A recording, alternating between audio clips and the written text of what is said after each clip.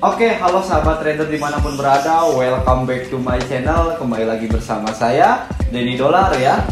Oke, pada video kali ini saya akan bahas seperti biasa. Kita ada di sesi forex dasar ya. Ini videonya sangat bermanfaat buat teman-teman trader pemula ataupun yang baru mengenal trading forex ya. Oke, tema kali ini saya akan bahas indikator-indikator yang biasa trader gunakan ya, yang pernah trader gunakan pada umumnya gitu ya. Nah, di sini ada 3 indikator pada umumnya, itu ada 3 bagian. Yang pertama itu ada osilator atau price momentum indikator. Yang kedua itu ada indikator penentu tren.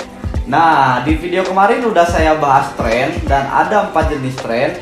Dan di sini saya akan bahas indikatornya.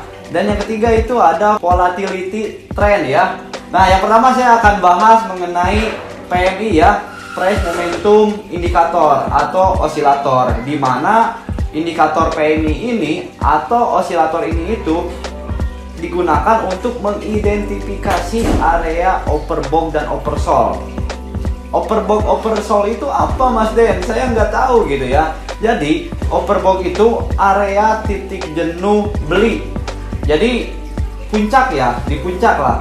Overbought itu di puncak. Nah, titik jenuh puncak itu kita nggak mungkin dong beli di puncak. Nah, jadi itu area overbought, titik jenuh beli.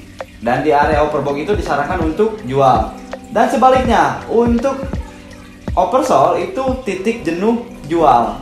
Jadi di area itu nggak mungkin jarang banget ada trader yang melakukan jual di area terendah gitu ya. Oke, kita akan bahas beberapa indikatornya. Kita akan coba praktekkan langsung ke MT4 nya. Oke, kita lanjut teman-teman ke layar ya.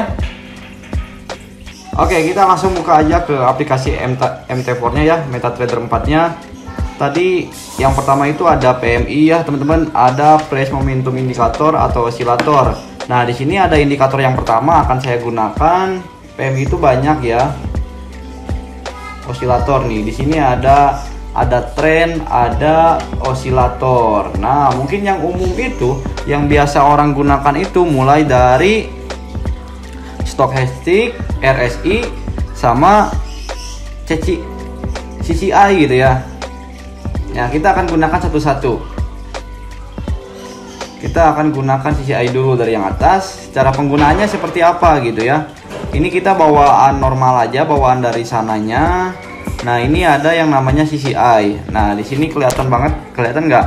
Nah, di sini ada garis hijau ya. Di bawah ini ada area 100, ini minus 100. Garis hijau. Nah, sebenarnya tadi dibilang kalau indikator osilator ini itu untuk menentukan area overbought dan oversold, titik jenuh beli dan jenuh jual. Nah, biasanya kalau kita trading itu nggak bisa menggunakan satu indikator ini doang. Biasanya menggunakan variasi yang lain. Tapi cara membaca CCI itu seperti apa gitu Mas Den? Nah, cara membacanya cukup gampang. Nah, ini yang di area 100 ke atas itu area overbought, dan area di bawah minus 100 ke bawah itu area oversold. Area oversold. Nah, cara bacanya gimana? Nah, biasanya kalau ini kan price momentum action. Jika ada momen kita langsung open gitu ya. Nah, ini lihat. Nah, ini di area oversold. Area oversold itu titik jenuh jual. Nah, di sini kita nggak mungkin jual. Nah, makanya di sini kita momennya beli. Ketika candle udah masuk ke area oversold, kita di sini direkomendasikan untuk titik beli. Ya, kejadian kayak gini di sini. Kita di sini beli.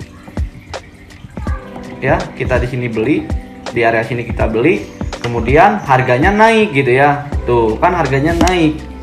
Nah, itu sih cara baca indikatornya. Tapi ini tidak, win rate-nya nggak sebagus apa ya. Tergantung teman-teman menggunakannya. Settingan CCI-nya berapa. Tapi cara bacanya itu seperti itulah. Cara baca dasarnya itu seperti itu. Misal kayak ini nih. Ini udah di area overbought ya, titik jenuh beli. Orang nggak bakal beli di sini karena udah jenuh. Orang bakal kemungkinan untuk menjual. Ya, kita pun sama, kita akan jual di sini. kita akan sell di area sini, kemudian harga turun dan langsung cuan gitu ya. Oke, itu indikator yang pertama, ada CCI ya. Ada juga nih.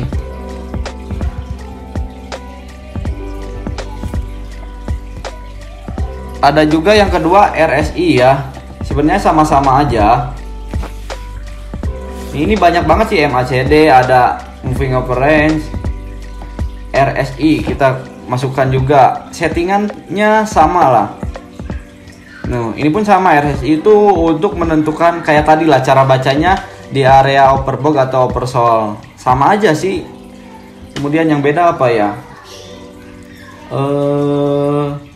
Stochastic ya, SO kita coba.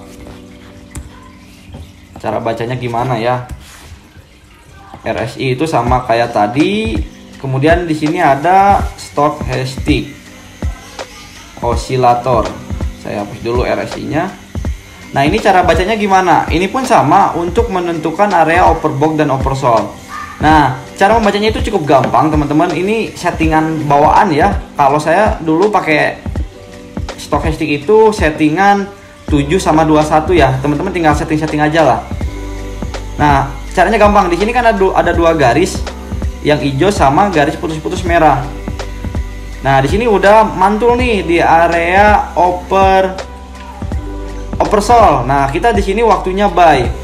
Ketika harga masuk area oversold, ketika harga masuk bawah, kita di sini siap-siap buy. Buy-nya itu kapan? Gampang. Kita tinggal tunggu konfirmasi garis hijau bersilangan dengan garis merah putus-putus ini. Kan ini garis hijaunya di bawah kan, di bawah garis merah. Kemudian garis hijaunya naik. Nah, di situ momen untuk kita entry. Di sini ada momen bersilangan nih di candle keberapa? Di candle ini nih. Nah, di candle ini itu ada momen persilangan. Nah, di sini itu waktunya kita ambil buy gitu ya. Kita buy di sini, kemudian cuan gede. Sama sebaliknya kayak kalau sell, sama sebaliknya kayak gini. Ini sell ya. Nah, ini kan udah di area overbought, titik jenuh jual, titik jenuh beli. Orang nggak akan beli di sini, pasti orang akan jual. Nah, sellnya itu kapan? Ya udah ketika ini breakout bersilangan ya, garis biru dengan garis merah bersilangan. Nah, di candle ini kita bisa jual. Oke, itu salah satu penggunaan indikator di osilator ya, teman-teman. Nah, habis ini kita lanjut ke indikator tren ya. Indikator yang kedua. Nah, di video kemarin udah saya jelasin tren itu ada apa aja. Ada 4, tren up, downtrend, sideways, sama tren chaos. Nah, ini indikatornya. Cara membaca tren itu banyak, teman-teman, macam-macam. Mulai dari menggunakan trend line, menggunakan support resisten, menggunakan indikator. Nah, di sini saya gunakan tren menggunakan indikator.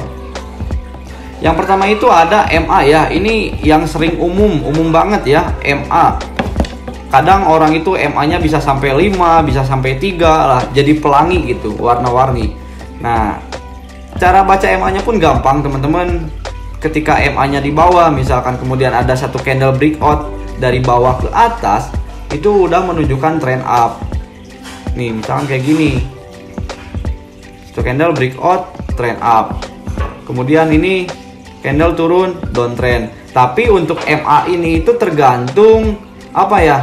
Ada yang bisa digunakan untuk scalping, untuk intraday, ataupun untuk long term tradingnya.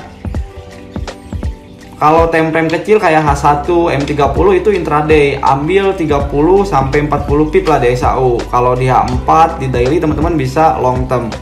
Nah, ini di time frame H1 kan saya nih, satu candlenya 1 jam 1 kali. Jadi ketika ada konfirmasi, kemudian konfirmasi breakout MA, kemudian kita buy, TP-nya dikit-dikit aja, 30, 40 pip, 50 pip, udah clear gitu. Ini buy, profit. Kemudian sell, profit. Ya kayak gitulah settingan MA itu banyak, tapi dasarnya itu seperti itu, teman-teman. Kemudian apalagi? Parabolic SAR. Kita masukkan parabolic SAR. Kok nggak muncul? Oh, ini putus-putus. Nggak kelihatan. Kita ganti.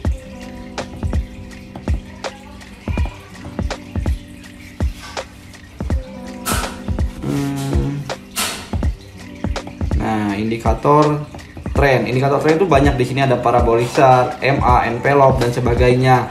Jadi indikator tren ini itu digunakan untuk apa ya? Mengidentifikasi apakah harga mengidentifikasi awal mula terjadinya tren dan mengidentifikasi berakhirnya tren. Oke. Itulah indikator tren. Ini nggak kelihatan ya, saya tebelin deh. Nah, kelihatan kan ada titik-titik, ini parabolic chart. Jadi cara bacanya gini, gampang banget teman-teman. Jadi ketika paraboliknya di bawah candle itu menunjukkan bahwa tren sedang up. Tren sedang up. Kemudian paraboliknya pindah nih ke atas. Titik merahnya pindah ke atas. Berarti itu udah menunjukkan perubahan tren. Tren sedang downtrend. Ya kayak gini. Dari sini up, kemudian paraboliknya pindah ke atas, titiknya di atas candle, berarti itu menunjukkan downtrend. Oke, itu untuk indikator kedua ya, yang tren. Kemudian ada indikator yang ketiga, itu volatility untuk mengukur rank ya. Apakah volatility rank hari ini di SAU ekstrim, biasa aja, ataukah sideways gitu ya. Nah, itu bisa menggunakan indikator yang namanya BB ya. Bollinger Band. Nih, di sini ada Bollinger Band, ada 3 garis. Nih, ada 3 garis ya. Nah, kalau ininya lebar nih, kayak gini nih, rumahnya lebar dari atas sampai bawah. Area atas, area bawah lebar, berarti itu menunjukkan bahwa volatility rank harga market sedang tinggi gitu ya. Pergerakannya sedang cepat. Tapi kalau kayak gini nih, rumahnya sempit, itu berarti harga sedang sideways, volatility-nya kecil gitu ya. Kayak gitu. Kemudian kalau cara transaksi menggunakan Bollinger Band kayak gimana Mas Den gitu. Cara transaksinya gampang banget. Kita cukup banyak banget sih metode-metodenya. Cuma saya menggunakan dulu itu metode kayak gini tuh. Jadi ini kan ada dua, ada garis mid, garis atas sama garis bawah. Nah, di area bawah saya cari buy, di garis atas saya cari sell. Gampang banget kan, tinggal kayak gini doang. Kalau cara pakainya, teman-teman tinggal apa ya? Tinggal teliti, teman-teman tinggal cari trading system yang cocok gitu. Ininya nggak ada warnanya. Bentar ya. Kok nggak mau ya, nggak mau draw. Oke. Nah, ini kan di bawah nih muncul breakout ke bawah. Nah, nanti kita buy saat ada candle breakout ke atas. Ada candle breakout masuk, di situ kita buy. Itu breakout ataupun reject misalkan. Nih, di sini ada konfirmasi reject. Kita sell di sini. Kita sell di sini. Kalau ada yang breakout keluar, berarti kita tunggu satu candle masuk. Ini breakout nih keluar, tunggu candle masuk baru kita buy. Tapi kalau reject itu yang keluarnya cuma shadownya doang. Nah, di situ kita bisa langsung open posisi. Kayak gitulah cara bacanya teman-teman. Simple lah untuk indikator BB, nah, Bollinger Band ini ya. Biasanya saya suka kalau pakai BB ini itu digabung gitu, digabung sama MA. Jadi BBMA ya, Bollinger Band Moving Average. Tergantung selera teman-teman. Oke, mungkin itu aja teman-teman. Untuk video mengenai tren, mengenai indikator-indikator yang biasa digunakan oleh para trader. Oke, mungkin di next video saya akan bahas support resisten nih. Belum ya, teman-teman juga mungkin ada yang tahu, ada yang udah bisa, tapi ada yang masih bingung juga. Nah, mungkin di next video saya akan bahas support resisten ala Daddy Dollar ya. Mungkin versi saya akan saya buat lebih simpel, gimana caranya menentukan support resisten. Dan ada satu trik khusus, saya menggunakan teknik angka ajaib ya. Nanti akan saya bocorin cara menggunakan support resisten dengan hitungan angka ajaib. Oke, mungkin itu aja teman-teman untuk video kali ini. Mungkin video kali ini bermanfaat buat teman-teman. Dan bila teman-teman suka dengan video ini, jangan lupa di like, di share, and di subscribe ya. Saya Denny Dolar, izin pamit. Sampai ketemu lagi di next video. Salam profit.